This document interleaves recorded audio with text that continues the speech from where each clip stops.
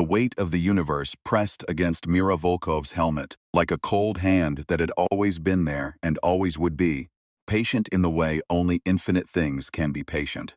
She hung in the dark between the station's outer ring and the supply strut she was supposed to be welding. Tetherline slack behind her, and she looked out at the stars, the way her grandfather had looked at the river from his window in Kaluga, not with wonder exactly, not anymore, but with the bone-deep recognition of a creature finally returned to the place it was always supposed to be. Except they weren't supposed to be here. That was what the Veth kept insisting. She pulled herself back to the strut and hit her arc welder. The blue-white flame bit into the metal, and she worked in short, careful passes, the way her instructor at the academy had taught her. Don't rush the join, let the heat do what heat does, trust the physics. She'd been Eva for 4 hours, her gloves were stiff. The thermos in the thigh pocket of her suit had gone cold an hour ago, and she was rationing the last of it, taking small sips through the suit's internal straw when she shifted positions. The coffee had been bad when it was hot. Cold, it tasted like something extracted from a historical document about suffering. She kept working. The Veth had appeared 13 months ago. Exactly 7 weeks after Station Zolotaya had come fully online. No one in mission control had quite worked out whether the timing was coincidence or the most precise diplomatic message in galactic history. Probably the latter. The Veth were not a species that did coincidence. Everything they did was structured, layered, annotated. Their transmissions arrived like legal briefs, written by something that had been practicing law since before the Roman Empire and had developed very particular opinions about how things should be organized.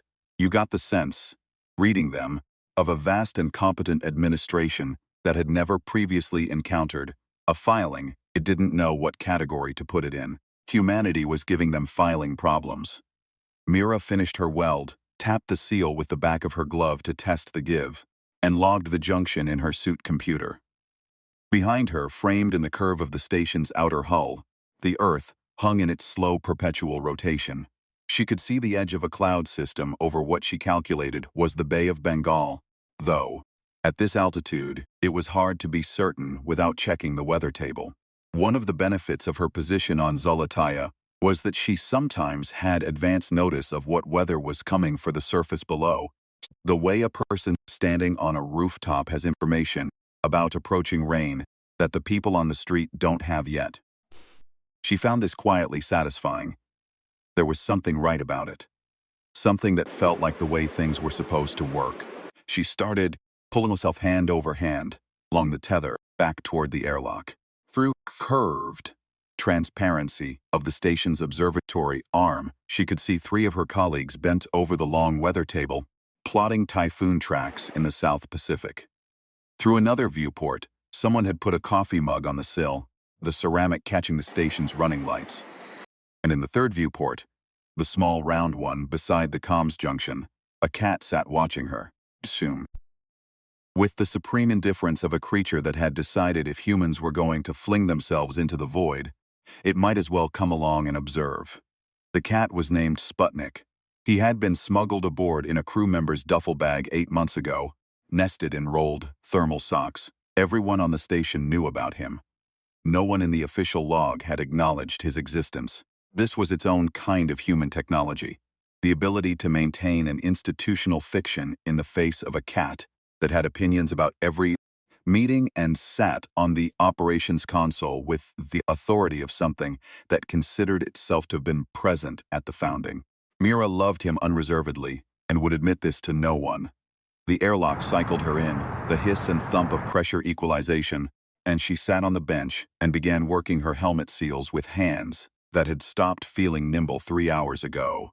The suit smelled like herself, which was not pleasant. Everything in space smelled like yourself, eventually.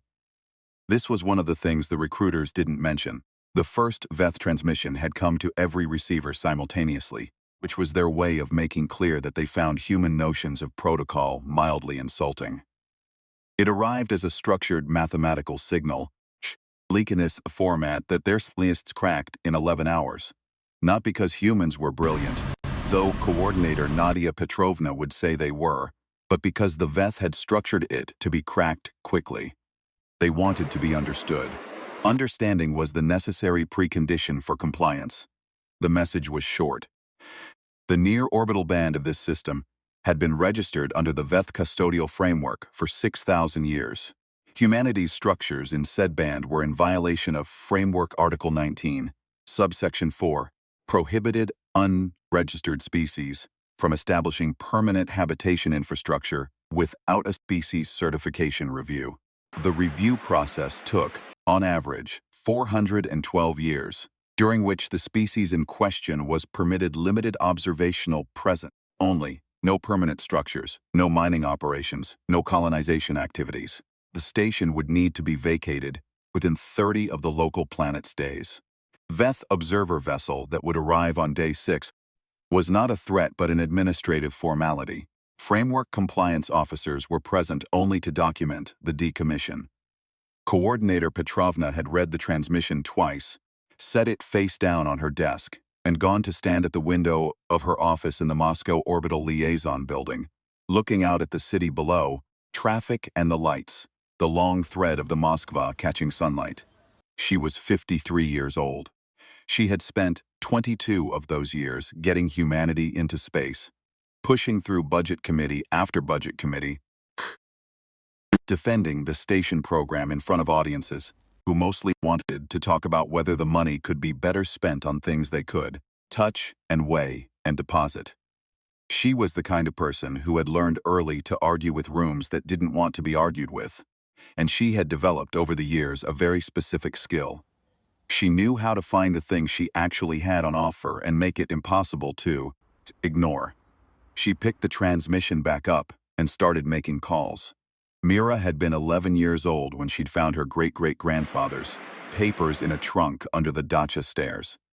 He had been a mechanic's apprentice at the Kaluga machine, works in the 1930s, and among his papers, work schedules, a few letters from a girl in Tula, a photograph of a factory football team, standing in front of what appeared to be a very muddy field, was a hand-copied pamphlet of equations.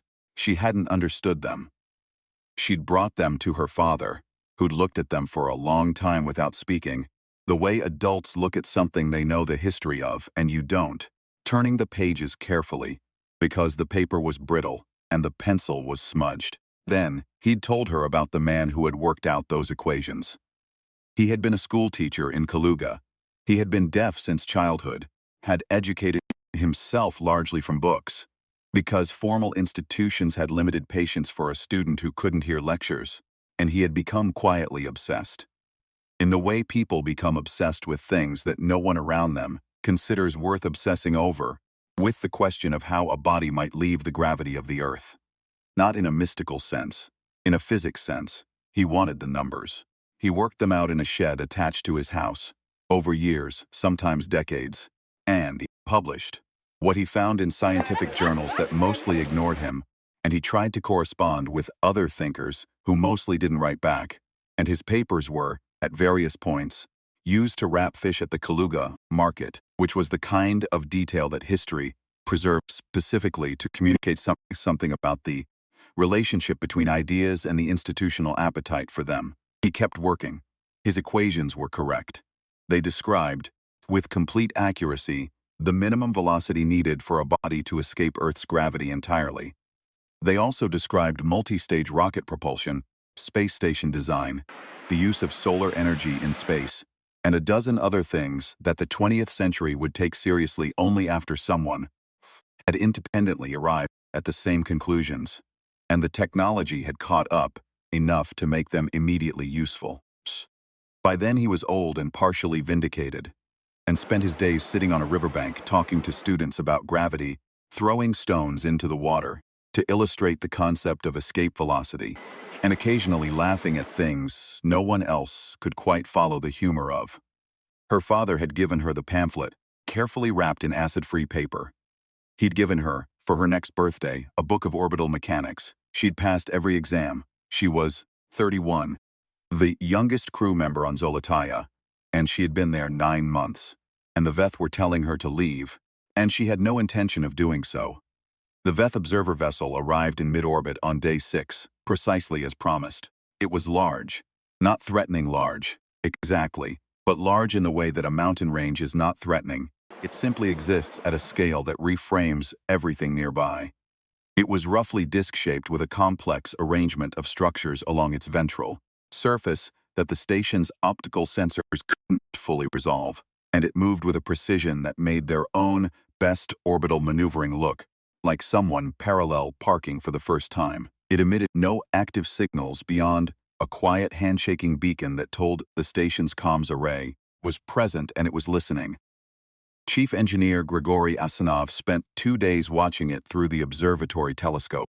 He was 61, built like a man who had spent his entire career fighting physics in a personal capacity, with the knuckles to prove it and the logbooks that documented every round. He had a habit, when thinking hard, pressing his knuckles against his lower lip and staring at nothing in particular. It gave him the look of a man receiving information on a frequency no one else was tuned to. His grandfather had been an early rocketry technician who'd worked on the first unmanned probes.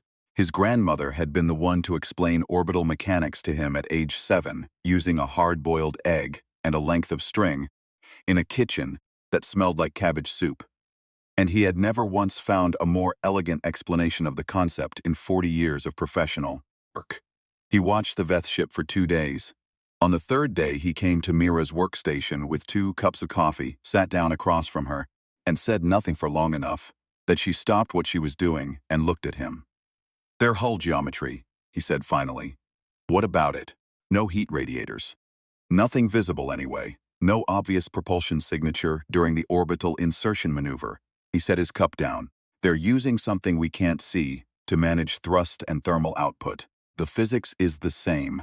You can't dodge thermodynamics, but they've solved the engineering problem at a level we can't resolve optically." He was quiet for a moment. "It's not magic. It's engineering. They're engineers who've had longer."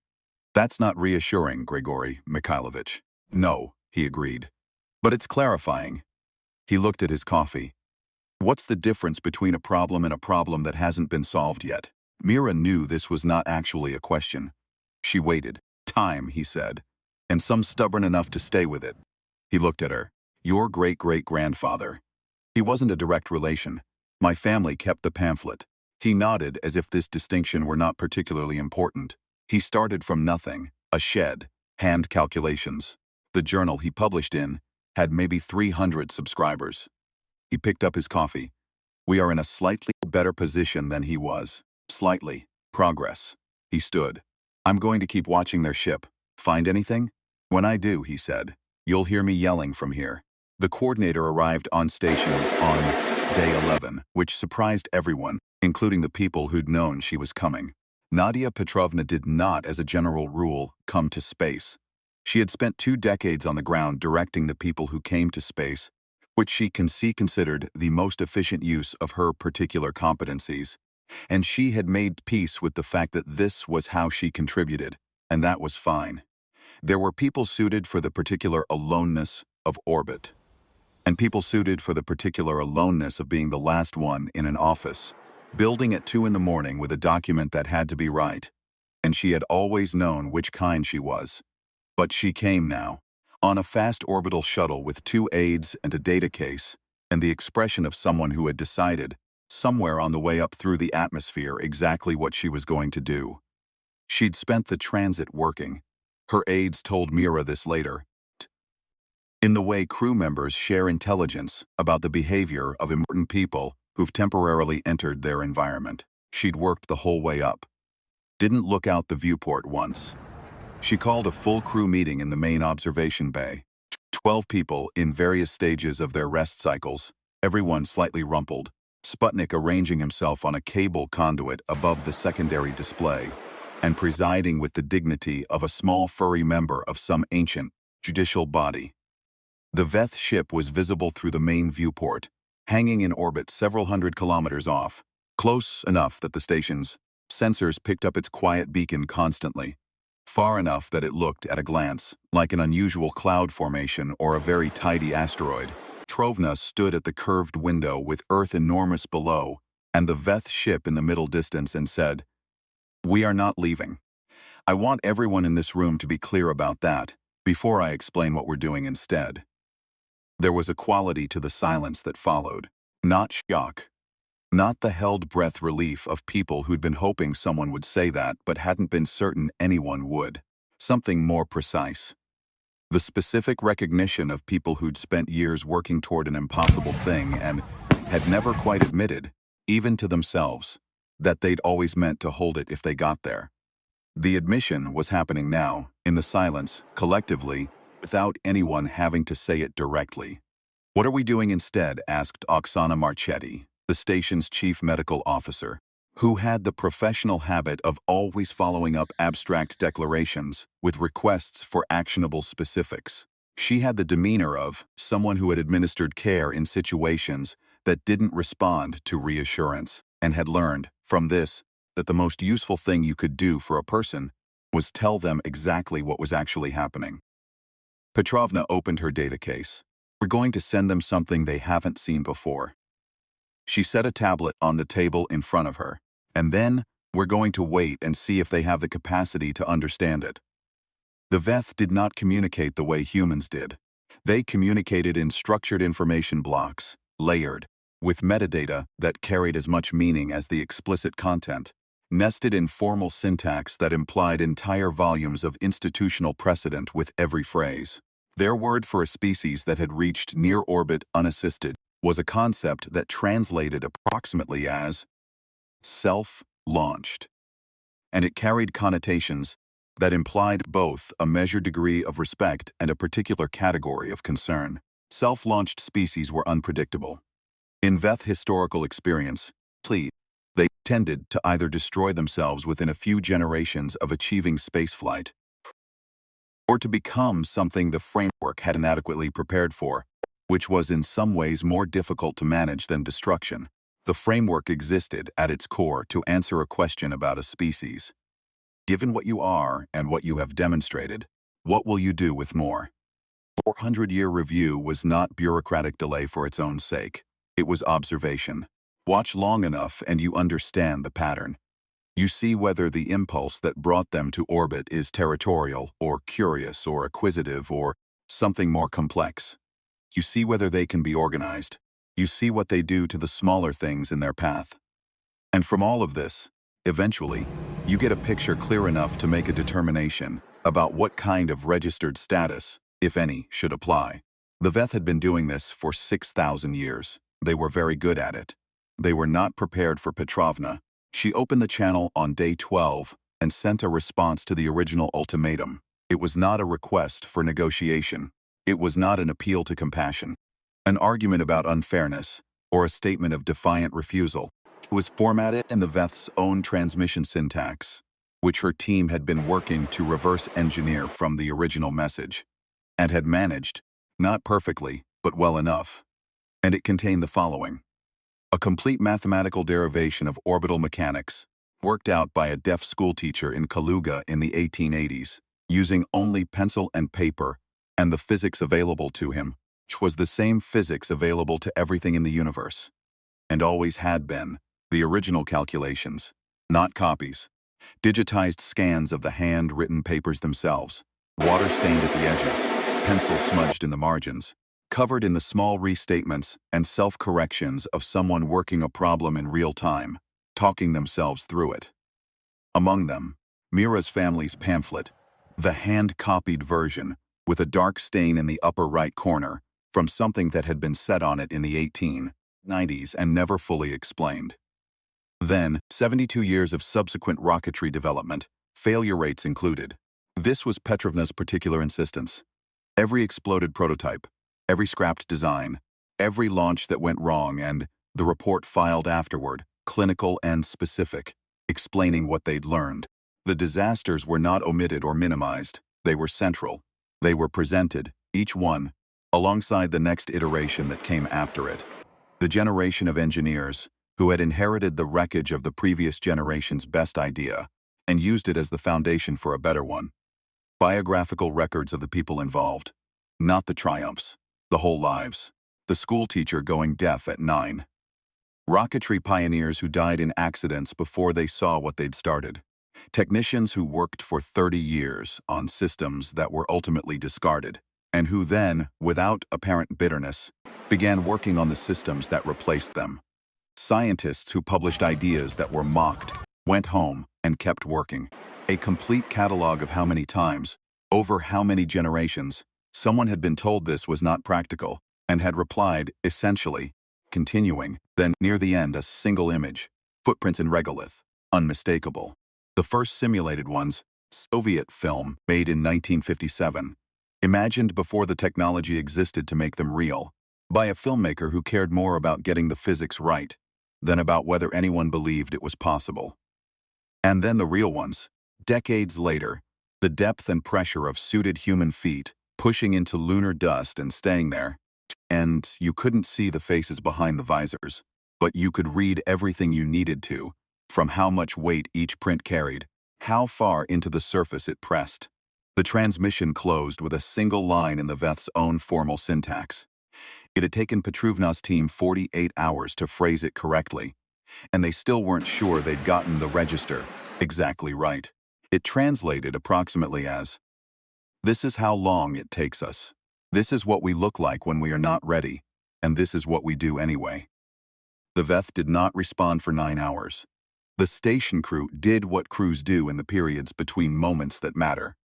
Oksana went through medical supply inventories and found 3 items she hadn't known they were low on, and documented this with the calm precision of someone who'd long ago made peace with the fact that managing a crisis and managing ordinary logistics used the same part of the brain and deserved equal attention.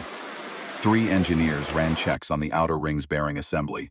One of them sang while he worked, quietly, a song about a city whose name Mira didn't recognize the sound of it coming through the partition wall of the maintenance corridor with the softened, if something heard through metal. Gregory stood at the telescope and watched the Veth ship and pressed his knuckles against his lower lip. Mira did an EVA. Not because it was scheduled, her next scheduled EVA was 2 days out, but because she needed to be outside in the specific way that some people need to be outside.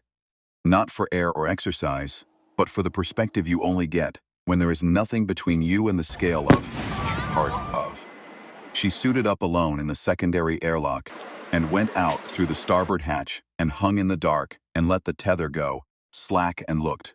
Earth below. The station around her, its ring and struts and antennae, its running lights doing their patient circuit, the vapor of coolant from a junction on the port side diffusing into nothing. The Veth ship in the middle distance, vast and still. And above and around and everywhere, the stars. Not the stars you see from the ground, romantic and suggestive, but the stars as they actually are, field, hard and dense. An enormous quantity of fact distributed across a distance that made the word distance feel like the wrong category entirely. She thought about the schoolteacher. He had worked in a shed.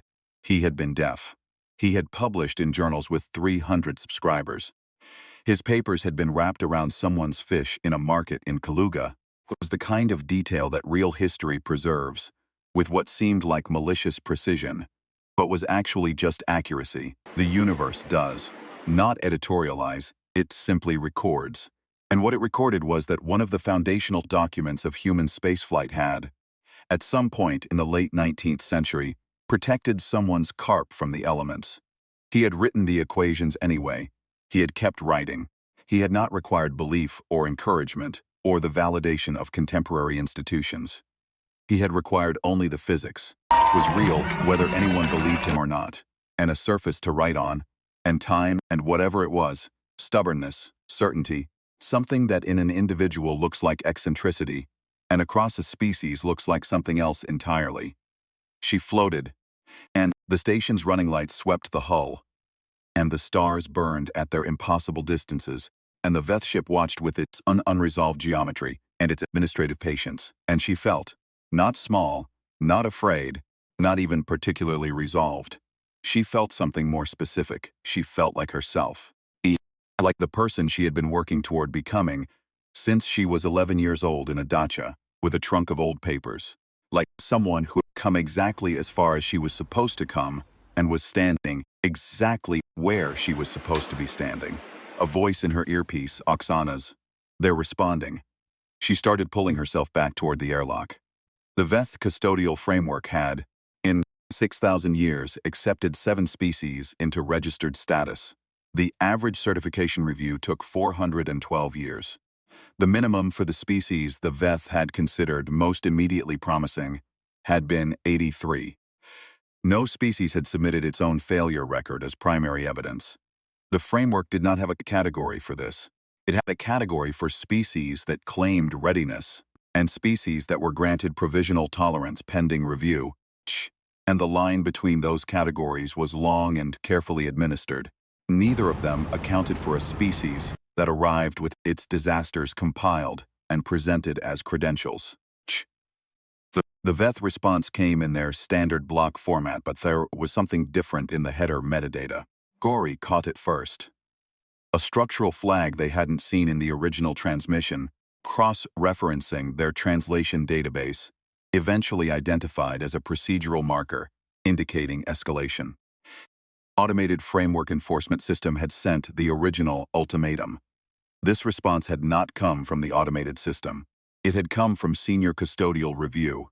A different tier, different authority, the kind of difference that translated, in human institutional terms, to the difference between receiving a form letter and receiving a call from the person whose name was on the door. The automated system had been overruled. It took Petrovna's team 6 hours to work through the full text. They gathered everyone in the observation bay again. The Veth ship was still there. The Earth was still there. Sputnik was still on his conduit, cleaning one paw with the methodical efficiency of something that had decided it would not be rushed by galactic events. What the message said, in its nested and careful way, was this: the framework existed to answer a question. The question was not whether a species was ready. Readiness was not a state that mattered.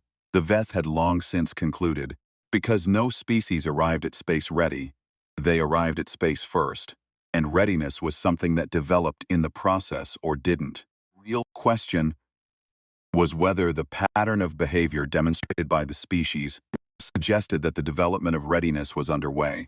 The framework had never encountered a species that submitted its failure record as its certification evidence.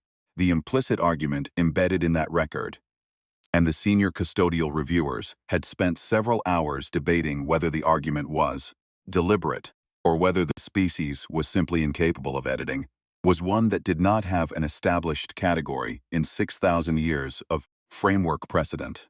It was not a claim of readiness. It was not an appeal for patience. It was something closer to, here is what we do when we are not ready. Here is what we have always done. We continue. We hand the problem to the next person. Problem changes us, and we change the problem, and neither of us stops.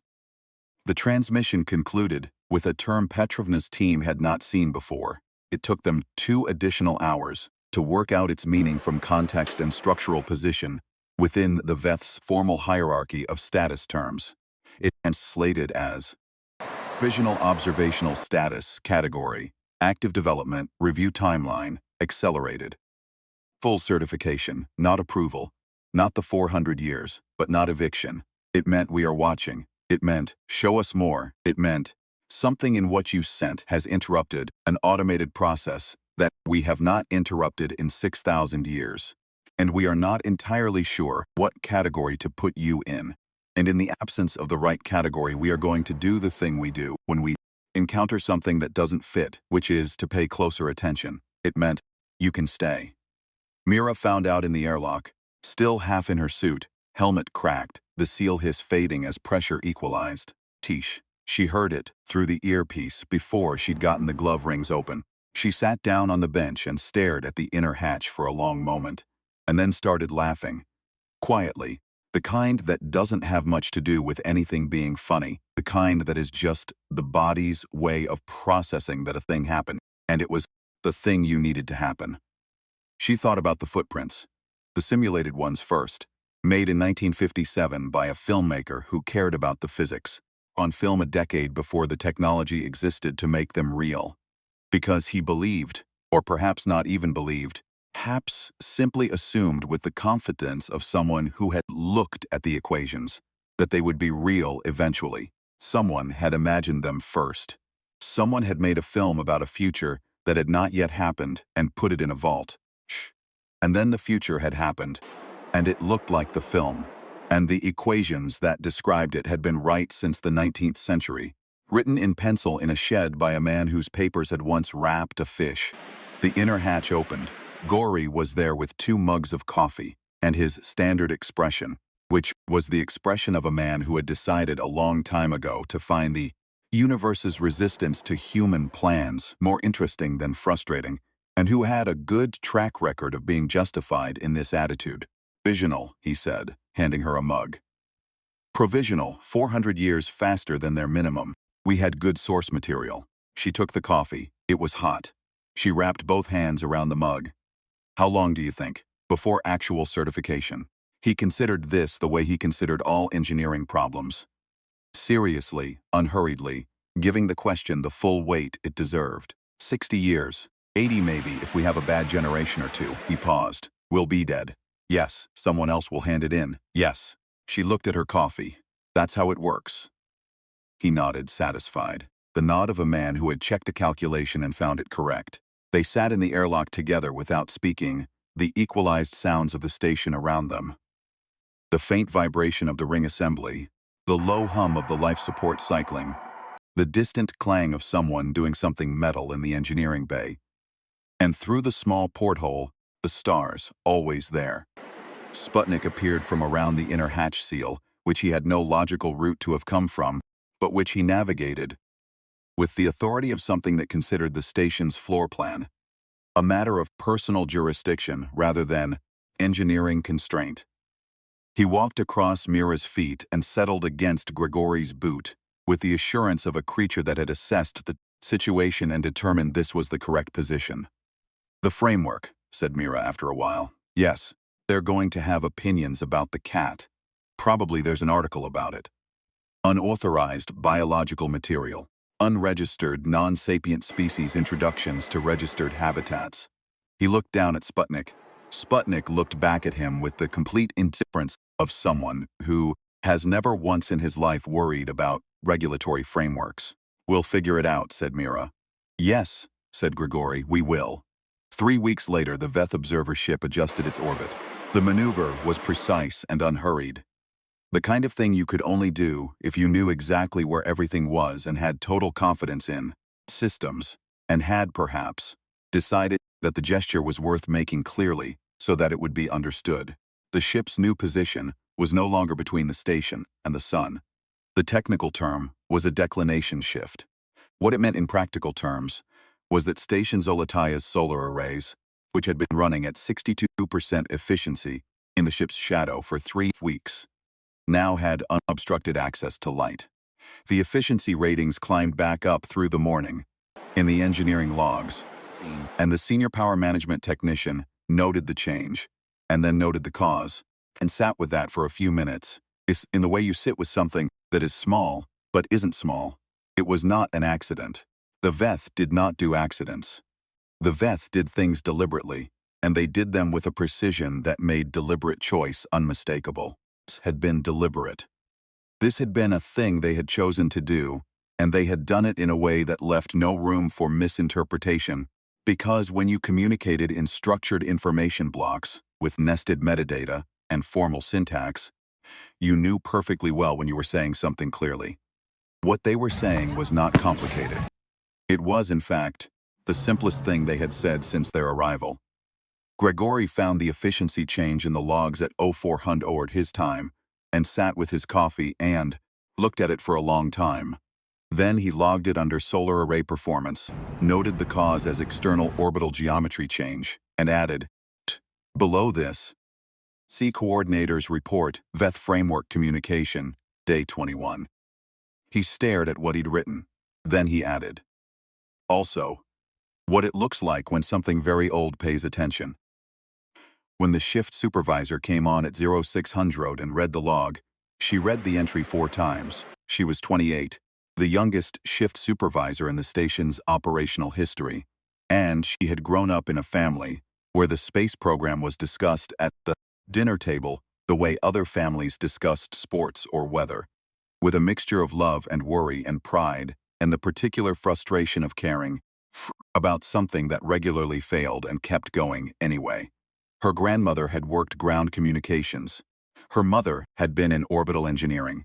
She had come up through the same system of exams and simulations and physical testing that Mira had, and she had arrived at Zolotaya 6 months ago and had been doing her job with her head down ever since, attentive and careful, not yet sure what to make of the place.